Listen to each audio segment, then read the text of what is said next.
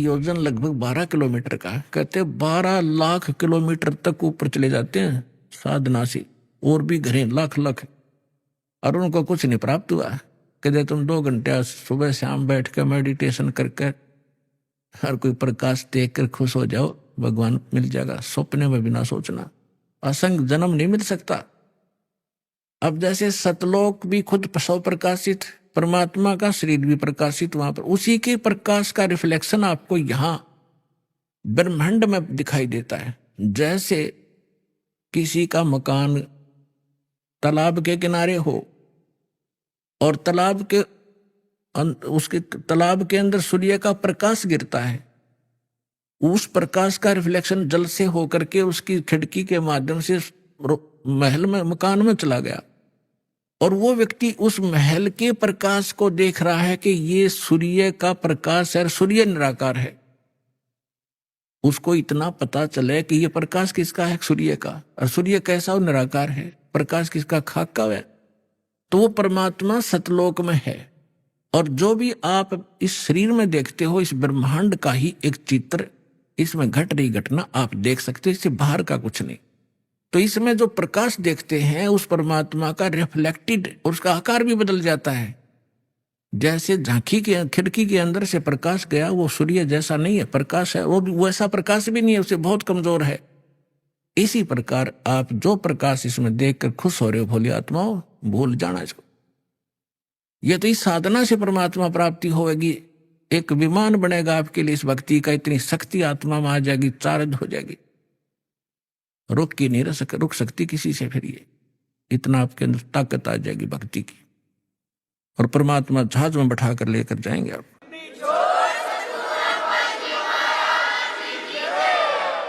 अब जो भक्ति की शक्ति है वो आपको डगमग नहीं होने देगी, यहां नहीं रहने देगी, जहाज में टके रहोगे तुम। एक भगत बता रहा था कि मैंने एक बार स्वप्न देखा, जैसे मैं दादू जी के जहाज में बैठकर जा रहा हूं, क्योंकि हम असंग जन्म से भटक रहे हैं, महापुरुषों के संग कभी ना कभी हमने किया ही है। तो मैं जब जहाज हमारी गांव के ऊपर से जाने लगा, जहां मैं खेला कूदा करता था, वो जंगल दिखाई दिया जहां मैं घूमा करता था।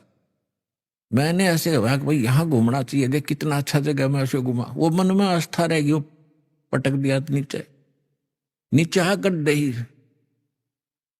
और भगत कहने लगे जी, एक भगत गिर गया। तो दादू जी कहते, सुने भाई फिर देखेंगे, इसने जान दे, इसकी आस्था रहेगी यहाँ पर। तो उस बात से भी ये प्रमाणित होता है कि ये भक्ति आपको उस जहाज में, या शक्ति डाटी नहीं डटेगी, आपको टिका कर रखेगी, यहां से आस्था हटेगी, और उसमें सहयोग मिलेगा भक्ति का। नहीं तो जीव के बस का नहीं, यहां से मुंह हटा ले या कोई और क्रिया कर ले। भगवान की जो भक्ति की शक्ति आपके मन को ऐसा सथिर करेगी, आत्मा को, या मन के साथ नहीं डगेगी, मन ही डिगा कर ले जाता है, या मन से भारी बन जाएगी, अब मन से हल्की बन गया, क्योंकि भक्तिहीन हो चुके हैं हम, अपने सारे पुण्य नाश कर चुके हैं। अब आपको नए सिरे से चार्ज किया जा रहा है, 5 यज्ञ कराई जा रही है। यहाँ पर जो प्रोसेस है भक्ति का कंप्लीट यहां से अब शुरू हो रहा है, और ये कभी चौथे युग में, कलयुग में आपको ये प्राप्त हुआ था, क्योंकि आप गए नहीं, वापस रह गए, 83 लाख योनि के दुख भी भोग दिए, फिर भी आस्था मन में रहेगी आपके। तो अब फिर चूक गए, फिर न जाने असंख्य जन्मों के बाद ये दाव लगेगा, जो पिछली पीढ़ी का अब लगा है आपका मनुष्य जीवन, भक्ति में आस्था, और ये दास मिल गया सतगुरु रूप में, और भगवान की भक्ति सही मिल गया आपको। ये सारे नंबर असंख्यों जन्मों के बाद आपका दाव लग गया है, ये आम बात मत समझना। और ये ज्ञान कोई डूम बांट के बताए गीत नहीं है, ये समर्थ का दिया हुआ ज्ञान दास आपको आगे टेलीकास्ट कर रहा हूं, मेरा इसमें कोई रोल नहीं है, एक टेप रिकॉर्डर समझ लो। परमात्मा का ज्ञान एज इट इज, महापुरुषों की वाणी रिकॉर्ड की आपको सुना रहा हूं, अपनी तरफ से कुछ नहीं मिला रहा हूं। जैसी बुद्धि दास को परमात्मा ने अपने कुत्ते को दी है, तुम्हारे लिए भौंक रहा हूं, और सच्चाई से परिचित करा रहा हूं, और तुम्हारा कल्याण हो जाएगा।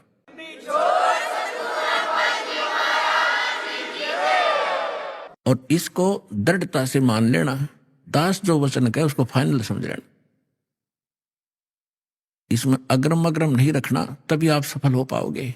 क्योंकि इस अग्रम अग्रम यानी शंका के नाश करने के लिए तो इतने प्रमाण दिए जाते हैं, इतने महापुरुषों के उदाहरण दिए जाते हैं, उनकी गवाही आपके रूबरू की जाती है, क्योंकि हम अज्ञान में सने पड़े हैं और भक्तिहीन हो गए, जल्दी से सेट नहीं हो पाती है भक्ति।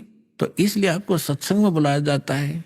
सत्संग में आने से बहुत से पुण्य आपको प्राप्त होते हैं, आपको पता नहीं। अब माता पिता बच्चों को कभी कोई चीज खिलाती है, कभी कोई खिलाती है, कोई विटामिन के खिलाती है, तो क्यों खिलाते हैं? ताकि इसका शरीर स्वस्थ रहे और जल्दी युवा हो। तो ये सब साधन आपको इस आत्मा को दृढ़ करने के लिए, मजबूत बनाने के लिए ये करवाए जा रहे हैं।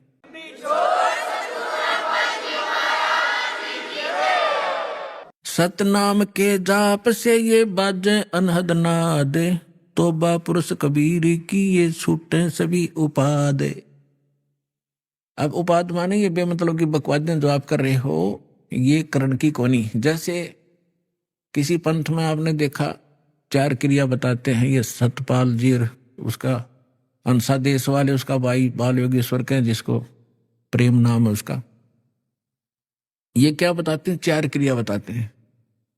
अकल देखो इनकी। कान बंद कर लो, अंदर की आवाज सुनो। आंखें बंद कर लो, इब आंख आप दाब लो थोड़ी देर, एकदम चमक सी होगी अंदर, यो प्रकाश, ये भगवान का रूप। फिर तालू पर जीभ लगा लो, मुंह जीभ उल्टा करके तालू पर लगा लो, अमृत क्रिया होगी। इस शरीर में एक काल व्यवस्था ही आपको महसूस होगी। और फिर वो नाम क्या देते हैं? हंसो हंसो। अब उल्टा कर लो, सो हो गया, तुम सीधा ही कर लो ना, हंसो हंसो की क्या जरूरत रहेगी फिर? और फिर उसके 2 भाग कर लो, सो बाहर हम अंदर। मोटरसाइकिल में बीच तक तोड़ो और 2 भाग कर लो, इसको इधर चलाओ, इसको इधर। और जिन महापुरुषों को भगवान मिले उन्होंने क्या क्या बताया? ये 2 अक्षर का मंत्र है। अरे 100 शब्द के देने के अधिकारी भी नहीं है। वेद में लिखा है, ऋग्वेद मंडल नंबर 9 सूक्त 95 के मंत्र 1 में 2 में लिखा है, परमात्मा स्वयं आते हैं, कवि की तरह आचरण करते हैं, अपने मुख कमल से वाणी बोलते हैं, और वो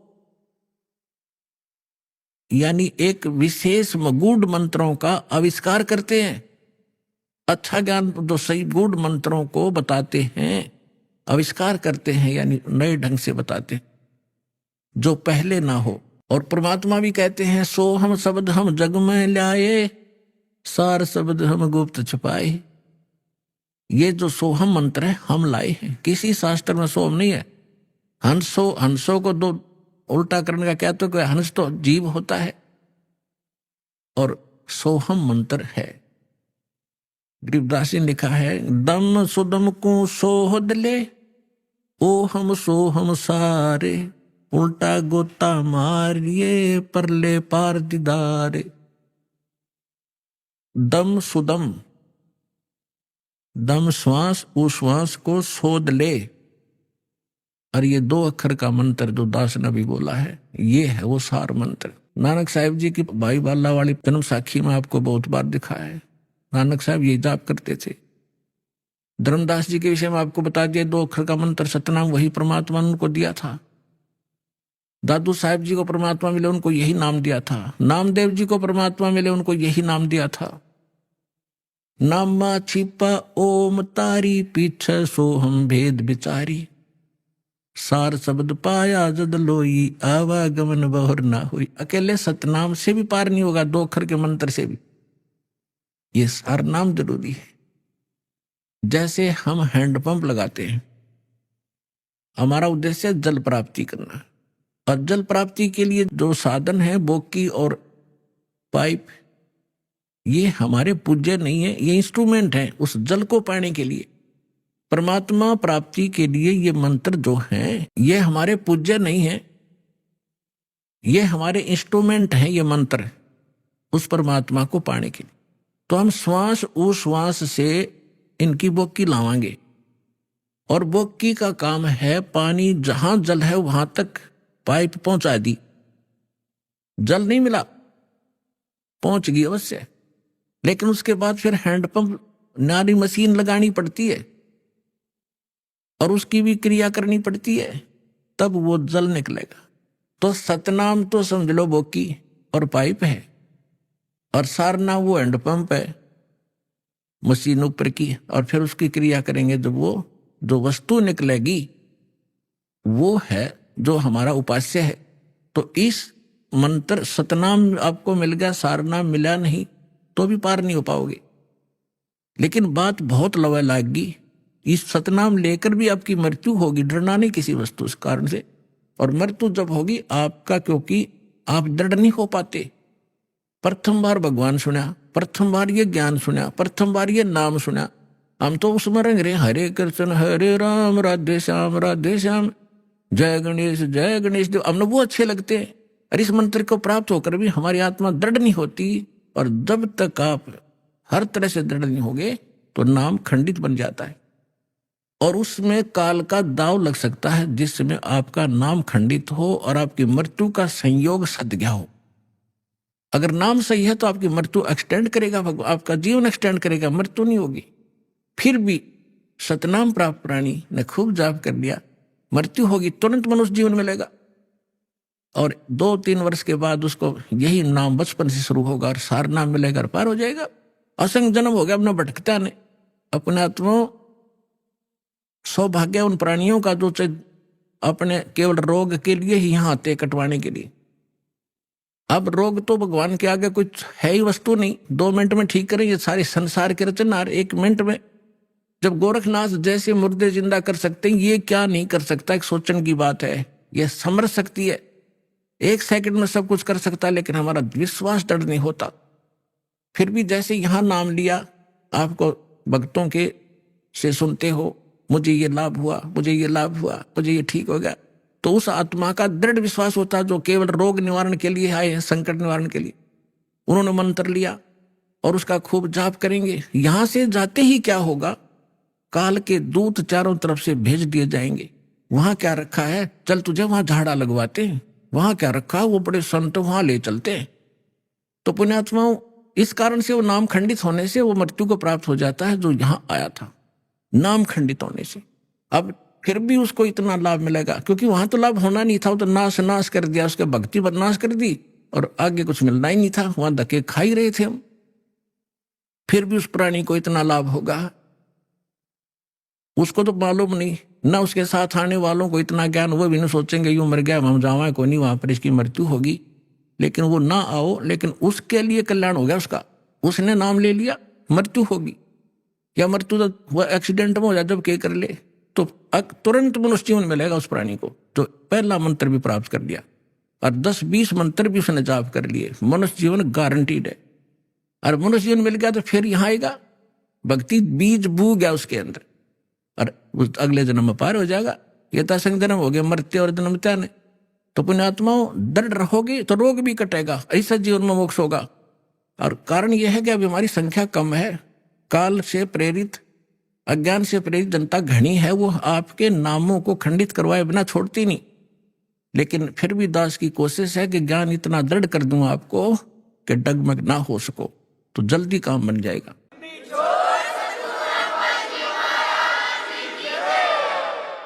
अब जैसे प्रसंग चला था, जैसे कान बंद करके और धुन सुनते हैं, धुन कि हमें धुन सुनती है। अब नाम तो तुम जाप क्या करते हो और धुन सुनने का दावा करते हो, हमने सतलोक वाली सुनगी। अब धुन क्या चीज है और मंत्र क्या चीज है। जैसे एक ढोल होता, ढोलक, ढोलक के बजाने का एक विशेष डंडा सा होते हैं, छोटे छोटे डंड की ही, और उनको ही लगाने से, बजाने से उसकी वो वही आवाज निकलती है जो ढोल की होनी चाहिए। और उस ढोलक के उन विशेष डंडियों के बजाय अगर जूते निकाल के मारने लग जाओगे, उनकी भी आवाज आवेगी, लेकिन वो विशेष डंडी वाली नहीं आवेगी। वो सुर में सुर नहीं मिला सकती उस बाजे उन औरों के साथ, तो व्यर्थ है, उसको भगा दिया जाएगा। क्या बकवास कर रहा है तू, तेरा सुर में सुर नहीं मिल रहा। तो जो ये नाम जाप करते हैं काल के, धुन सुनते हैं इसमें, तो वो ढोल का जूत्या वाली आवाज सुन रही है उनको, वो आवाज भी ना सुने जो आसपास ठीक सुननी चाहिए। तो इस सत्य नाम के जाप से जो आपको यहाँ धुन सुनेगी, लेकिन इस धुन को सुनकर हम करेंगे क्या? हमने तो वहां जाना जहां से धुन आ रही है, ये धुन न चाटेंगे हम, कोई बात है? हम तो वहां जाएंगे जहां से धुन यहां आ रही है, वहां पहुंचेंगे, तब जाकर बात बनेगी। अब जैसे ये संसारिक लोग ढोल ढाल बजाते हैं, कब? जब विवाह होता है। अब हम गांव के बाहर बैठ कर ढोल सुने जाकर, ढोल सुने भाई, तो क्या वहां लड्डू जलेबी मिल जाएंगी? लड्डू जलेबी तो वहां मिलेगी जहां वो ढोल बज रहा है, वहां जाना पड़ेगा। तो इस प्रकार हमने सतलोक जाना पड़ेगा, वहां सब सुख प्राप्त होंगे। इस धुन से कोई लाभ नहीं, बजो सुनो ना सुनो। आपको जो मंत्र दे दिया, इससे अपने आप वो बज रही है, अपने आप सुर खुलते चले जाएंगे। इसमें असंख्य धुनें हो रही हैं शरीर के अंदर, वो धुन न्यारी है इनसे। कोई है रे परले पार का, जो भेद कहे झनकार का। गरीबदास जी कह रहे हैं कि कोई है उस परले पार का, यहां मुझे बताओ, और वो धुन का भेद बताओ जो धुन वहां है परले पार, यानी सतलोक में। ये नकली धुनें हैं यहां पर जो तुम सुन रहे हो, ये धुन वो नहीं। गरीबदास जी क्या कहते हैं? कोई है रे परले पार का, जो भेद कहे झनकार का। कोई है रे परले पार का, परले पार यानी सतलोक में कोई गया हुआ वापस आया हुआ हो तो बताओ मुझे। ये खुद होकर आए थे, उस धुन को सुनकर आए थे, आंखों से कानों से देख सुनकर आए थे। कोई है रे परले पार का, जो भेद कहे झनकार का। झन मानुष, झनकार मानुष धुन का। वारही गोरख वारही दत्त, वारही धरु प्रहलाद अर्थ। ये तुम्हारे गोरख भी इधर ही, वारमन उरली साइड। वारही गोरख वारही दत्त, दत्त मान दत्तात्रेय जी, और ध्रुव और प्रहलाद ये सभी इधर ही हैं, काल के ही जाल में है। वारही गोरख वारही दत्त, वारही ध्रुव प्रहलाद अर्थ। वारही सुखदेव वारही व्यास, वारही पाराशर प्रकाश। वारही दुर्वासा दरवेश, वारही नारद सारद शेष। वारही भरतरी गोपी चंद, वारही सनक सनंदन बंद। वारही ब्रह्मा वारही इंद, वारही संस कला गोविंद। वारही शिव शंकर जो संभ, वारही धर्मराय आरंभ। वारही धर्मराय धर धीर, परम धाम पहुंचे हे कबीर। रग यजुषाम अथर वेद, परम धाम नीलय हा भेद। अलल पंख अगाध भेव, जैसे कुंजी सुरती से। वार पार थे हाना था, गरीबदास निर्गुण निगाह। अब क्या बताते हैं आदरणीय गरीबदास साहिब जी? परमात्मा से परिचित होकर सतलोक में वो धुन सुनकर वापस आए, तो वो कह रहे हैं कोई है रे परले पार का, जो भेद कहे उस धनकार का।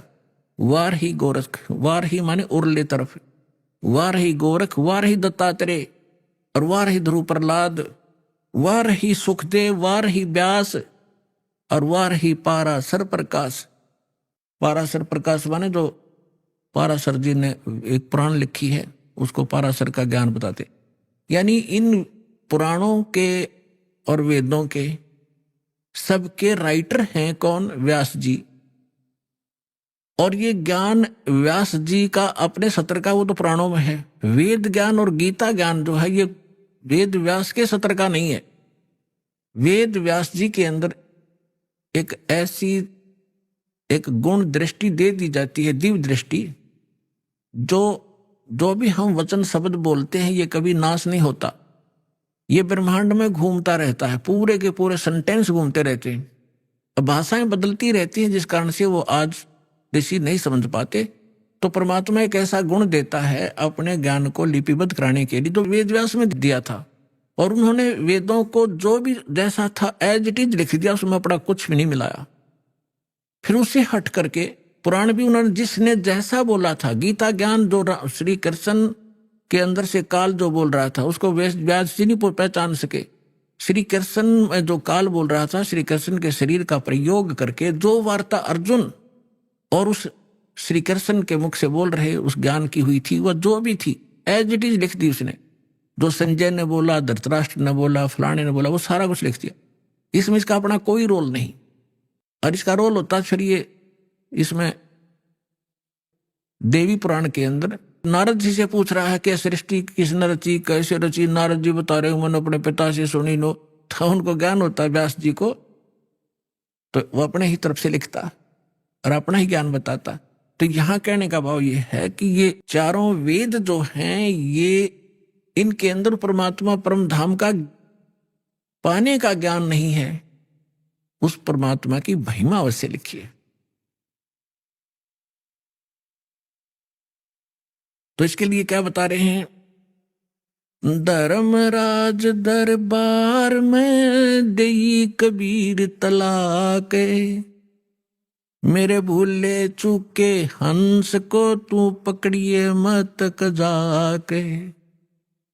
आदरणीय गरीबदास साहिब जी 10 वर्ष के बालक थे, अपने ही खेतों में अपने ही गऊओं को चरा रहे थे। उसके साथ और भी बहुत से उनके कुछ नौकर, क्योंकि गरीबदास जी के जो पिताजी थे बहुत बड़े किसान थे, लगभग 1300-1400 एकड़ जमीन थी। वो अपने ही खेतों में लगभग 100-150 गऊओं को चरा रहे थे। और भी गांव के कुछ निर्धन व्यक्ति अपने गऊओं को भी उन्हीं के खेतों में हरी चराया करते थे, वो वहां पाली गवाले थे। तो सतलोक से परमात्मा आए एक जिंदा महात्मा के रूप में, और वहां एक कुंवारी गाय का दूध निकाला। परमात्मा ने कुंवारी गाय का दूध पिया, गरीबदास जी को मंत्र दिया प्रथम और वो दूध पिलाया। उसके बाद गरीबदास जी को लेकर के उनकी आत्मा को ऊपर ब्रह्मांड शब्द दिखाकर, ब्रह्मा विष्णु महेश धर्मराज का शब्द दिखा करके सचखंड ले गए। पीछे से आदरणीय गरीबदास साहिब जी 10 वर्ष के बालक को मृत जानकर चिता पर रख दिया था।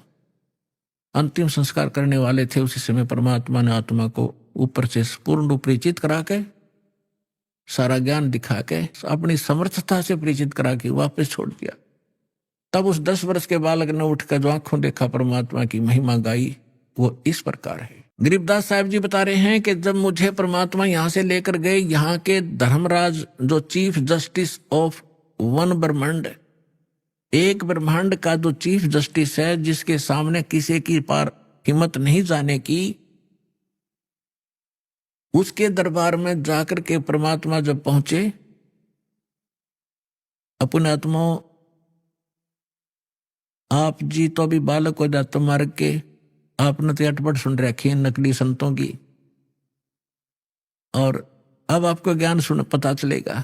जैसे आप जी को एक अमेरिका की भविष्यवक्ता, अमेरिका की फ्लोरेंस की भविष्यवाणी सुनाई थी पिछले सत्संग में, और उसने क्या बताया है कि उस संत के ऊपर नक्षत्र से एक प्रकाश आ रहा लगातार, उसकी किरणें उसके मस्तिष्क पर निरंतर बरस रही है। तो यह शक्ति सतलोक से सतपुरुष की, कबीर भगवान की दास के पास आ रही है, और उसी से दास आपको कनेक्शन दे रहा है, ये रियल पावर मिल रही है आपको। फिर वो क्या बताती है कि उसका चेहरा जो मैं देखती हूं, जैसे उसके चारों तरफ सूर्य उदय हो रहे हों। इस शरीर के अंदर एक और बॉडी है। जिन भी महापुरुषों को लेकर गए, उनके यहाँ की बॉडी यहीं छोड़ गए, अंदर ऐसा ही शरीर है। वो ओरिजिनल, यानी तो भक्ति से संग्रहित, भक्ति से चार्जड है वो। तो जैसे सर्प कांचली छोड़ देता है, अपने ऊपर की कैंचली त्याग जाता है, वह सर्प जैसी होती है, लेकिन वो सर्प न्यारा है। ऐसे ही शरीर के अंदर ओरिजिनल जो बॉडी है वो अलग है, और उसका प्रकाश फिर उस सूक्ष्म शरीर से बाहर झलकता है। इसके बारे में गरीबदास जी कहते हैं, देही को सतगुरु कहे ये सब धुंधर ज्ञाने, 4 दाग आता नहीं वाको सतगुरु जाने। इस शरीर की, इस बॉडी को सतगुरु जो मान रहे हैं, वो तो अभी बालक हैं। इसके अंदर जो और शरीर युक्त वो सतगुरु है, वो मरता नहीं कभी। 4 प्रकार के दाग हैं, अंतिम संस्कार 4 प्रकार से किया जा रहा अपने यहाँ पर। एक तो दफना देते हैं, मिट्टी में गाड़ देते हैं ईसाई और मुसलमान भाई, और हिंदू और सिख संस्कार कर देते हैं। कुछ ऐसे हैं जो जल प्रवाह कर देते हैं उसको, मच्छी कीड़े मकोड़े खाकर उसके शरीर को दबा देंगी। और कुछ क्या करते हैं, एक मचान बना देते हैं ऊंचा, उस 100 को उस पर डाल देते हैं, पशु पक्षी ऊपर के पक्षी आदि खा लेते हैं। तो 4 प्रकार से अंतिम संस्कार यानी दाग दिया जाता है। इसके बारे में गरीबदास जी कहते हैं, इस देही को सतगुरु कहें, ये सब धुंधर ज्ञान, और 4 दाग आता नहीं वाकु सतगुरु जान। तो यहाँ क्या बता रहे हैं कि परमात्मा जब ऊपर लेकर गए गरीबदास जी को, तो परमेश्वर के शरीर से वहां जब उसने देखा ऐसी चमक थी, और धर्मराज अपने सिंहासन पर विराजमान था, न्यायाधीश, परमात्मा वहां प्रवेश किया, एकदम वो कुर्सी छोड़कर खड़ा हो गया, सिंहासन छोड़कर, और ऐसे जैसे एक उच्च अधिकारी के सामने बहुत निम्न सत्र का अधिकारी करबद्ध होकर के सावधान हो जाता है, और वो डांट लगाता है, उच्च अधिकारी छोटे अधिकारी को अपना आदेश देता है अपनी लैंग्वेज में, और वो सब स्वीकार्य करता है, जो एक शिष्टाचार होता है। तो क्या कहते हैं, धर्मराज दरबार में देई कबीर तलाक, मेरे भूले चूके हंस को तू पकड़िए मत कजाक। है जिस धर्मराज के सामने ब्रह्मा विष्णु महेश की हिम्मत नहीं जाके को अपशब्द बोल दे, ये तो आप यही देख लो, अपने चीफ जस्टिस के सामने प्रधानमंत्री की हिम्मत नहीं उसको जाके कुछ वहां, और उस प्रधानमंत्री के सामने भी सिंहासन नहीं छोड़ेगा चीफ जस्टिस। हाँ, राष्ट्रपति जब जाएगा उसने सिंहासन छोड़ना पड़ेगा राष्ट्रपति के लिए, हमारे राष्ट्रपति इतने सर्वमान्य होते। इसी प्रकार जब धर्मराज ने देखा कि राष्ट्रपति आगे यानी पूरी विश्व के मालिक एकदम कुर्सी छोड़कर खड़े हो गए, परमात्मा क्या कहने लगे, धर्मराज दरबार में देई कबीर तलाक, मेरे भूले चूके हंस को तू पकड़िए मत कजाके, कि मेरा हंस, और गलती से नाम भी त्याग दिया हो, गलती से ना ध्यान रहा हो, जानबूझ कर बकवाद करे, उसका तो माफी है नहीं। और किसी कारण से भी आपने नाम ले रखा है और आपका ना ध्यान रहा, फिर छोड़ छाड़ गए कुछ दिन, तो जब आपकी मृत्यु होगी तो परमात्मा कहते हैं आपको वहां ले जाया जाएगा धर्मराज के पास। तो क्या कहते हैं, आपने जो 2-4 साल भक्ति कर ली, 2-4 वर्ष संत दास के यथार्थ नाम की, तो इन सभी मंत्रों का जो जाप आप कर रहे हो शरीर के अंदर, ब्रह्मा जी, विष्णु जी, शिव जी, गणेश जी, दुर्गा जी का, इनकी बहुत सी भक्ति संग्रहित हो जाती है, क्योंकि ये बहुत गजब का मंत्र है। इसके आधार से फिर आपको विष्णु जी के लोक में कुछ दिन जाना पड़ेगा, वहां पर पुण्य खत्म करोगे, फिर वहां से पुण्य खत्म होते ही आपको ब्रह्मा जी के लोक में भेज देंगे, वहां देवता बन करोगे, फिर विष्णु जी के लोक में, फिर शिव जी के लोक में, अपनी सारी पूंजी नाश करके, और फिर नरक लोक में।